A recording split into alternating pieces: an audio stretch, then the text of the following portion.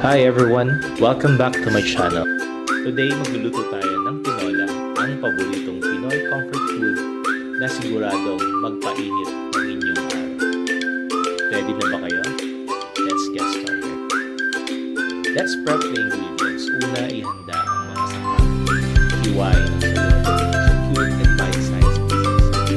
Lagda rin ang bawang, sibuyas at luya ng mga hero at dish.